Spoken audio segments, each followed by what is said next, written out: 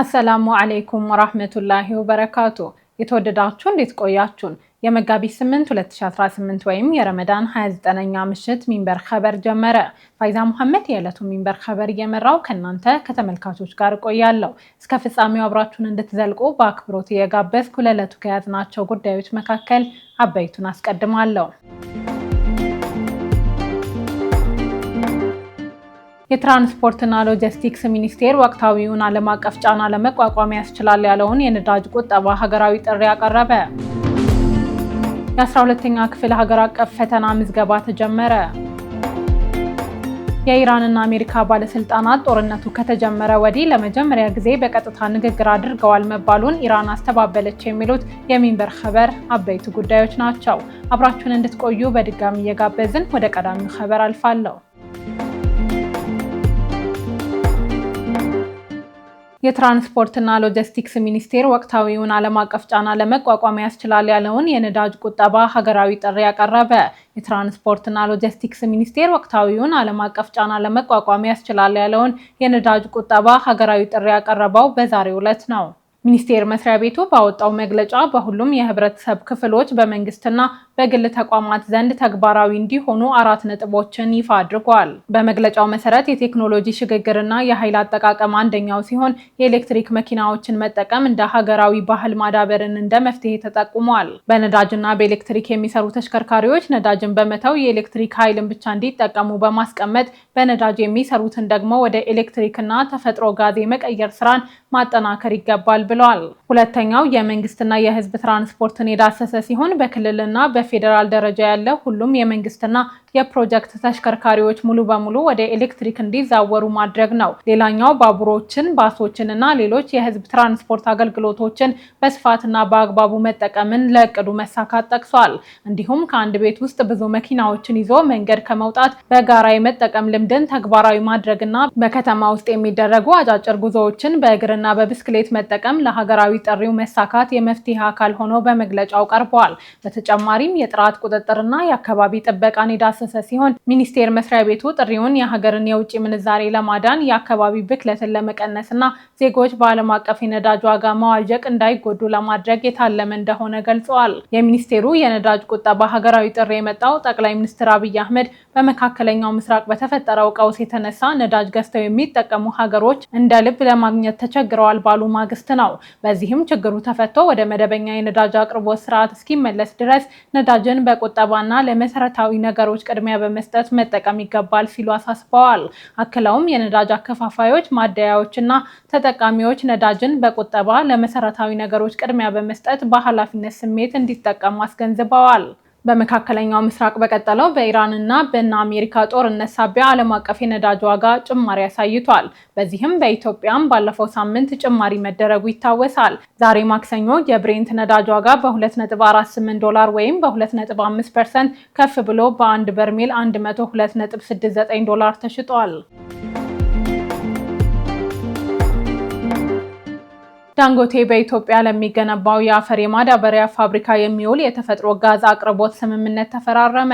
ናይጄሪያዊው ቢሊዮነር አሊኮ ዳንጎቴ በኢትዮጵያ ለሚገነባው ግዙፉ የአፈር ማዳበሪያ ፋብሪካ የሚውል የ$4.2 ቢሊዮን የተፈጥሮ ጋዝ አቅርቦት ስምምነት ተፈራርመዋል። ስምምነቱን የተፈራረመው ከቻይናው GCL ግሩፕ ጋር ነው። ለቀጣዮቹ 25 ዓመታት የሚቆየው ስምምነቱ በኢትዮጵያ ሶማሌ ክልል ለሚገነባውና በዓመት 3 ሚሊዮን ቶን ዩሪያ የማምረት አቅም ላለው ፋብሪካ የኃይል አቅርቦት ዋስትና የሚሰጥ ነው። በ$2.5 ቢሊዮን ወጪ የሚገነባው የአፈር የማዳበሪያ ፋብሪካ ግንባታ ስምምነት በኢትዮጵያ ኢንቨስትመንት ሆልዲንግ እና ዳንጎቴ ግሩፕ መካከል የተፈረመው በነሐሴ 2017 ነበር። በፕሮጀክቱ የዳንጎቴ ግሩፕ 60% እንዲሁም የኢትዮጵያ ኢንቨስትመንት ሆልዲንግስ 40% ድርሻ ይኖራቸዋል። ከ3 ዓመት ብዙም ባልበለጠ ጊዜ ግንባታው ይጠናቀቃል የተባለው ፋብሪካው ስራ ሲጀምር በዓመት እስከ 3 ሚሊዮን ሜትሪክ ቶን የሚደርስ የዩሪያ ማዳበሪያ የማምረት አቅም አለው። ፋብሪካው ለምርቱ ግብዓት በሶማሌ ክልል ውስጥ ከ100 ኪሎ ሜትር በማይበልጥ ርቀት ላይ በአቅራቢያው ያለውን የተፈጥሮ ጋዝ የሚጠቀም ሲሆን ይህም በዓለም ላይ ካሉ በአንድ አካባቢ ምርታቸውን ከሚያቀናብሩ ግዙፍ ፋብሪካዎች መካከል አንዱ ይሆናል ተብሎ ይጠበቃል። የ12ኛ ክፍል ሀገር አቀፍ ፈተና ምዝገባ ተጀመረ። የትምህርት ምዘናና ፈተናዎች አገልግሎት የ2018 ትምህርት ዘመን የ12ኛ ክፍል ሀገር አቀፍ ፈተና ምዝገባ እየተካሄደ እንደሚገኝ አስታውቋል። ይህን ተከትሎም ተፈታኞች በተሰጠው የጊዜ ገደብ ውስጥ መመዝገብ እንዳለባቸው ዛሬ ማክሰኞ መጋቢት 8 2018 በአሰራጨው አጭር መልእክት አሳስበዋል። ለምዝገባው ሂደት አስፈላጊ የሆኑ መመሪያዎችንም ይፋ ያደረገው አገልግሎቱ መደበኛ ተፈታኞች በትምህርት ቤቶቻቸው አማካኝነት ምዝገባቸው እንደሚያከናውኑ ገልጸዋል። ቀደም ሲል ተፈትነው ውጤት ለማሻሻል ወይም በግላቸው ድጋሚ ለመፈተን የሚፈልጉ ተማሪዎች በራስ አገዝ የኦንላይን ዘዴ መመዝገብ ይኖርባቸዋል ብለዋል። አገልግሎቱ ለግል ተፈታኞች በድረገጽ ባስቀመጠው ማስፈንጠሪያ ገብተው መመዝገብ እንደሚኖርባቸው ገልጸዋል።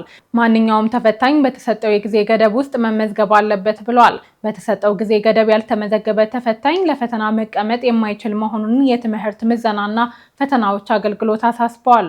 የዘንድሮ ዓመት የ12ኛ ክፍል ሀገር አቀፍ ፈተና 100% በበይነ መረብ እንደሚሰጥ የትምህርት ሚኒስትሩ ፕሮፌሰር ብርሃኑ ነጋ መናገራቸው ይታወሳል። ሳውዲ አረቢያ በኢትዮጵያ ጋሞ ዞን በደረሰው የመሬት ናዳ አደጋ የተሰማትን ሐዘን ገለጸች። የሳውዲ አረቢያ የውጭ ጉዳይ ሚኒስቴር በኢትዮጵያ ጋሞ ዞን በደረሰው ድንገተኛ የተፈጥሮ አደጋ የተሰማውን ሐዘን ገልጿል።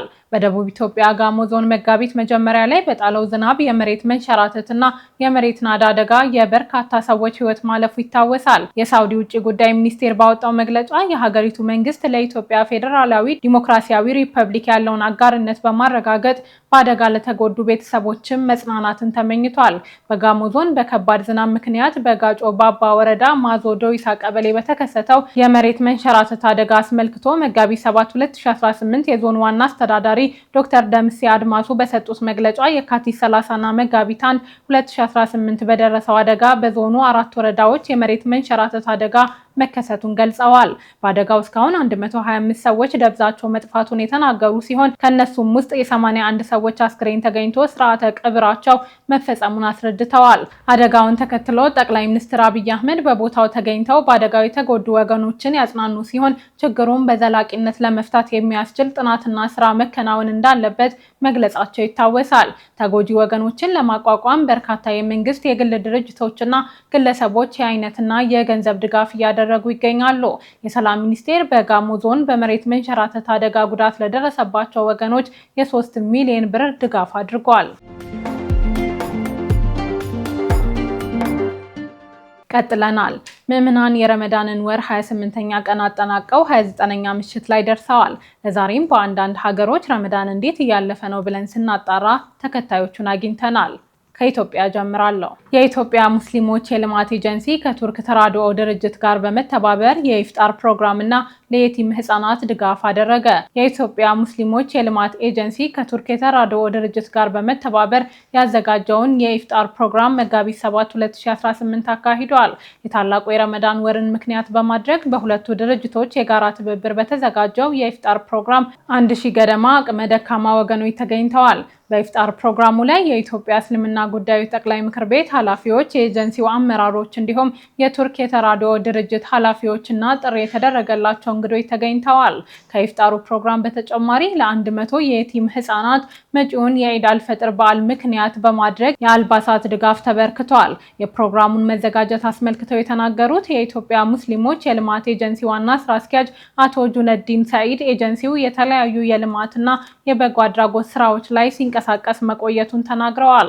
በታላቁ የረመዳን ወር መልካም ስራዎችን ማብዛት የተወደደ መሆኑን በመጠቆም ከኤጀንሲው ጋር በመተባበር የኢፍጣር ፕሮግራሙ እንዲዘጋጅ ድጋፍ ላደረገው የቱርክ የተራድኦ ድርጅት ምስጋና አቅርበዋል። የቱርክ የተራድኦ ድርጅት ምክትል ፕሬዝዳንት ዶክተር ያህያ ሽኩር ድርጅቱ ከምስረታው ጀምሮ ላለፉት 34 ዓመታት በኢትዮጵያ በተለያዩ የልማት እንዲሁም የበጎ አድራጎት ስራዎች ውስጥ ተሰማርቶ እንደሚገኝ ገልጸዋል። የረመዳን ወር ማጠናቀቂያ ቀናት ላይ መድረሱን ተከትሎ የ1447ኛው የኢድ አልፈጥር በዓል በሰላም ተከብሮ እንዲውል ከኢትዮጵያ እስልምና ጉዳዮች ጠቅላይ ምክር ቤት አመራሮችና ከበዓሉ አስተባባሪዎች ጋር ውይይት ማካሄዱን የአዲስ አበባ ሰላምና ጸጥታ አስተዳደር ቢሮ አስታውቋል። ውይይቱ የተካሄደው መጋቢት 7 2018 ነው።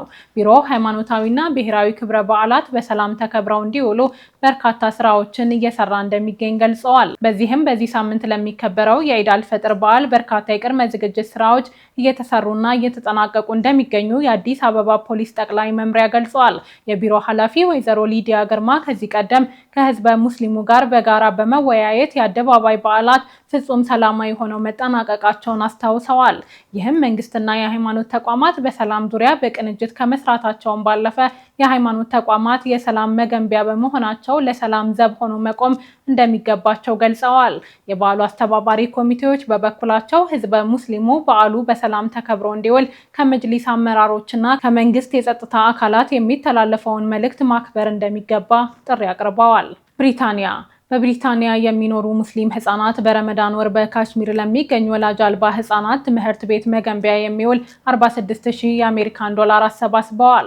በየዓመቱ የሚከናወነው የረመዳን የህጻናት ተነሳሽነት ፕሮጀክት ዘንድሮ የተካሄደው ለ5ኛ ጊዜ ነው። በገቢ ማሰባሰቢያ መርሃ ግብሩ እድሜያቸው ከ5 እስከ 15 ዓመት የሆኑ 50 ህጻናት የተሳተፉ ሲሆን በምግብ ማብሰል፣ በማስዋብ ስራ፣ የመስገጃ ምንጣፎችን በመስራትና የተለያዩ ስፖርታዊ ውድድሮችን በማዘጋጀት ገንዘቡን ማሰባሰብ እንደቻሉ ተገልጿል። የተሰበሰበው ገንዘብ ሪድ ፋውንዴሽን ከተሰኘ ግብረ ሰናይ ድርጅት ጋር በመተባበር በካሽሚር ለሚገኙ 140 ወላጅ አልባ ህጻናት የሚሆን ትምህርት ቤት ለመገንባት ይውላል ተብሏል።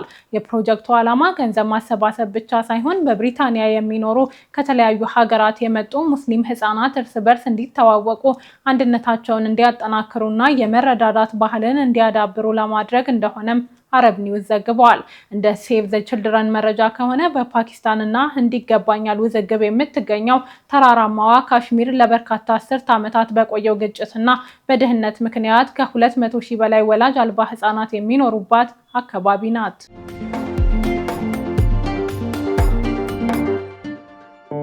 ውድ የሆነውን ህይወት ከጅማሬ አንስቶ እየተከታተልን ወደ ነገ መዳረሻዋ በሰላም እንድትደርስ እየተንከባከብናት ማደሪያዋ የሆነውን አካሉን በጥራት እየመረመርን ለጤናው ስንተጋ 23 ዓመታት ተቆጠሩ። ኢትዮ ጠቢብ ሆስፒታል በአማኑ ቀንም ሆነ ጊዜ ከመዳፎ ሊያመልጥ በሚሮጥበት ፈታኝ ወቅት ከመጡ እርሶን ወክለን ከጊዜ ጋር እንሽቀዳደማለን። የልጅ ምኞቱ ህልም ሆኖ የሚቀር ሲመስል ወላጆች ልናደርጉ ከልብ እንሰራለን። መንፈስና ስጋው ሲዝሉ በጠቢብ እጆች እርዳታ በርትተው የህይወትን ግሩምነት እንደ አዲስ ያያሉ።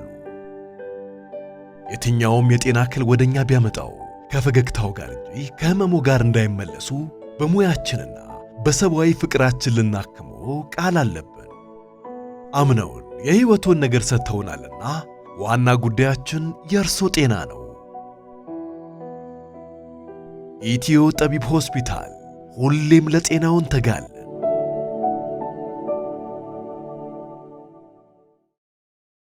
ለተከበራችሁ የእስልምና እምነት ተከታዮች እንኳን ለ1447ኛው የታላቁ ረመዳን ወር በሰላም አደረሳችሁ።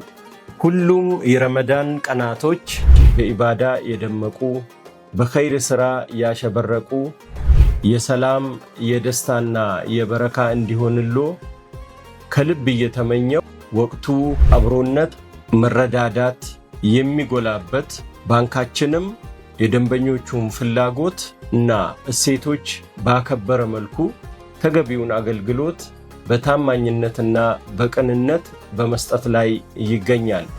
በዚሁ አጋጣሚ ወደ ባንካችን ቅርንጫፎች ጎራ በማለት እንዲሁም ባሉበት ሆነው የባንካችንን የዲጂታል መተግበሪያዎችን በመጠቀም ከባንካችን ጋር እንዲሰሩ በአክብሮት ግብዣዬን አቀርባለሁ። መልካም የኢባዳ ጊዜ ይሁንሎ ይሁንልን።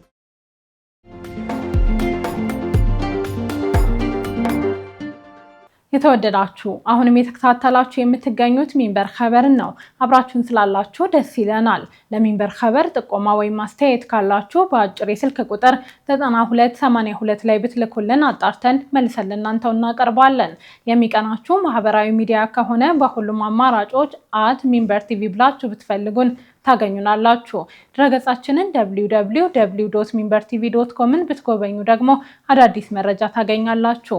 አሁን ደግሞ የዕለቱን አብይ ጉዳይ እናስታውሳችሁና እንመለስ። የትራንስፖርትና ሎጂስቲክስ ሚኒስቴር ወቅታዊውን ዓለም አቀፍ ጫና ለመቋቋም ያስችላል ያለውን የነዳጅ ቁጠባ ሀገራዊ ጥሪ ያቀረበ።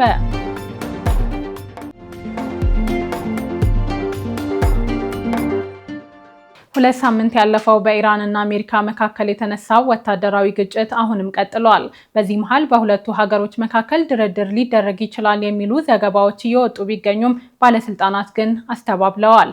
አህመድ አብዱራህማን ዝርዝር አለ። የኢራን የውጭ ጉዳይ ሚኒስትር አባስ አራግጂ ከአሜሪካ የመካከለኛው ምስራቅ ልዩ ልዑክ ስቲቭ ዊትኮፍ ጋር በቀጥታ ንግግር አድርገዋል ሲል ለትራምፕ አስተዳደር ቅርበት ያለው አክሲዮስ ድረገጽ አስነብቧል። ድረገጹ ለመረጃው ምንጭ ያደረገው ስማቸውን ያልጠቀሰውን የአሜሪካ ባለሥልጣንና ስለ ጉዳዩ የሚያውቁ ሰዎችን ነው። ዘገባው በአራግጂና ዊትኮፍ መካከል የተደረገውን ንግግር ዝርዝር ይፋ ባያደርግም ከጦርነቱ መጀመር በኋላ የተከናወነ የመጀመሪያው ነው ብሎታል። ይሁን እንጂ የዜናውን መውጣት ተከትሎ አራግጂ በኤክስ በሰጡት ምላሽ ከዊትኮፍ ጋር ለመጨረሻ ጊዜ የተገናኘሁት ቀጣሪው ትራምፕን ማለታቸው ነው በኢራን ላይ ሌላ ህገወጥ ወታደራዊ ጥቃት በመሰንዘር ዲፕሎማሲን ለመግደል ከመወሰኑ በፊት ነው። ከዚህ ውጭ ያለ ነገር የነዳጅ ነጋዴዎችንና ህዝቡን ለማሳሳት የታለመ ይመስላል ብለዋል። የኢራን ውጭ ጉዳይ ሚኒስትር ይህን ምላሽ ከሰጡ በኋላ አክሲዮስ መረጃውን ለሰጡኝ የአሜሪካ ባለሥልጣን ስለ ጉዳዩ በድጋሚ ጠይቄ አራግጂ ዋሽተዋል፣ እንዲያውም የመጀመሪያውን የጽሑፍ መልእክት የላኩት እርሳቸው ናቸው እንዳሉትም አስነብበዋል። እኒህ ምንጭ አራግጂ የላኩት የጽሑፍ መልእክት ጦርነቱን ስለመቋጨት የሚያትት መሆኑን ገልጸዋል። በአንጻሩ ሌላኛው የአሜሪካ መገናኛ ብዙሃን ድሮፕ ሳይት ኒውስ የትራምፕ አስተዳደር በአደባባይ በኢራን ላይ በርካታ ዛቻዎች ቢሰነዝርም ከበስተጀርባ የድርድር ጥያቄ ማቅረቡን ዘግበዋል። ሁለት የኢራን ባለሥልጣናት ለድሮፕ ሳይት ኒውስ እንደገለጹት የትራምፕ ልዩ መልእክተኛ ስቲቭ ዊትኮፍ ባለፈው ሳምንት የኢራን የውጭ ጉዳይ ሚኒስትር አባስ አራግጂን ጨምሮ በቴህራን ላሉ ባለሥልጣናት መልእክቶችን በመላክ ድርድሩን ለመቀጠል የሚያስችሉ አማራጮችን እየተመለከቱ ይገኛሉ። ነገር ግን ኢራን ለዊትኮፍ ምላሽ አልሰጠችም። የኢራን ባለሥልጣናት ለዚሁ የዜና ምንጭ ሀገሪቱ በሦስተኛ ሀገሮች በኩል ከዋይት ሀውስ መልእክት ተቀብላለች ብለውታል። በጉዳዩ ላይ መረጃ ሰጥተዋል የተባሉት የኢራን ባለሥልጣን ምላሹ ያልተሰጠው ውሳኔውን የማስተላለፍ ብቸኛው ባለመብት አዲሱ የኢራን ጠቅላይ መሪ ሙጅተባ ኹሜኒ በመሆናቸው ነው ሲሉ ተናግረዋል። ጉዳዩ ሚኒስትሩ ወይም ሌላ ማንኛውም የኢራን ባለሥልጣን ለባዕዳን ወገን መልእክት ምላሽ መስጠት የሚችልበት አይደለም በማለት አብራርተዋል። ዋይት ሀውስ በበኩሉ በዚህ ዜና ምንጭ አሜሪካ ለድርድር ጠይቃለች መባሉን አጣጥሎታል። ዋይት ሀውስ በዚሁ ምላሽ ዜናውን ያተመውን ድሮፕ ሳይት ኒውስንም ጭምር አክራሪ ግራ ዘመም መገናኛ ብዙሃን መሆኑን በመጥቀስ ኢራን ውሸት እየፈበረከች ትመግበዋለች፣ የትራምፕ አስተዳደር ግን ሀገሪቱ ከእንግዲህ ወታደራዊ ስጋት መሆኗ እስኪገታ ድረስ ጥቃቱን ይቀጥላል ብሏል። ድርድርን በተመለከተ የኢራን ባለሥልጣናት አሁን መደራደር የማይፈልጉት ይህን ማድረግ አሜሪካ በምታገኘው ፋታ መልሳ ልትደራጅ ትችላለች በሚል ስጋት መሆኑን አክሲዮስ አስነብቧል። በዚሁ ምክንያት ማንኛውም ድርድር የሚደረግ ከሆነ ዘላቂ መሆኑ ላይ ማረጋገጫ ካልተሰጠበት በስተቀር ለመጀመር ፈቃደኛ ለመሆናቸው ተገልጿል።